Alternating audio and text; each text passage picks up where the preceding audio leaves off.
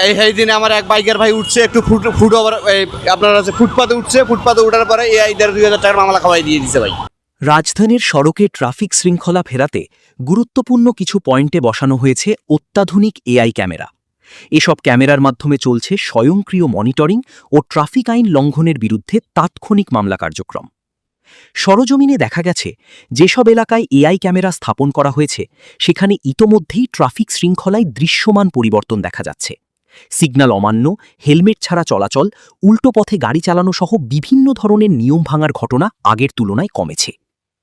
এখন পর্যন্ত এআই ক্যামেরার মাধ্যমে 12,000-এর বেশি মামলা করা হয়েছে বলে জানা গেছে। ফলে অনেক চালকই এখন আগের চেয়ে বেশি সচেতন হয়ে ট্রাফিক নিয়ম মেনে চলার চেষ্টা করছেন। তবে প্রযুক্তি নির্ভর এই নজরদারি ব্যবস্থা নিয়ে সবার প্রতিক্রিয়া এক নয়। বিশেষ করে বাইকারদের একটি অংশের মধ্যে রয়েছে মিশ্র প্রতিক্রিয়া। কেউ এটিকে সড়কে শৃঙ্খলা ফেরানোর কার্যকর উদ্যোগ হিসেবে দেখছেন, আবার কেউ কেউ অভিযোগ করছেন অনেক সময় সামান্য ভুল বা প্রযুক্তিগত ত্রুটির কারণেও মামলা হচ্ছে।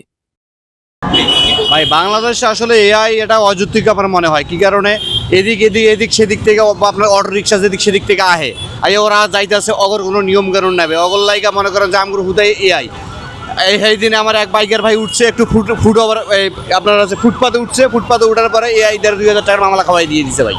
ভাই এআই করলে আগে রাস্তার রুলস মানতে হবে, যেমন অটো রিক্সা ভিআইপি রোড থেকে উঠাইতে হবে, অবৈধ যদি অটো রিক্সা আছে ভাই এটি সারাইতে হইব। রোড ক্লিয়ার থাকলে এআই মানতে আমরা ভাই বাধ্য, অবশ্যই এআই আমরা মানি। আমার মতে এআই লাগানো ঠিক আছে ভাই, কারণ অনেকেই তো উল্টা যায় অ্যাক্সিডেন্ট করে, এই কারণে এআই ঠিক আছে আমার কারণ।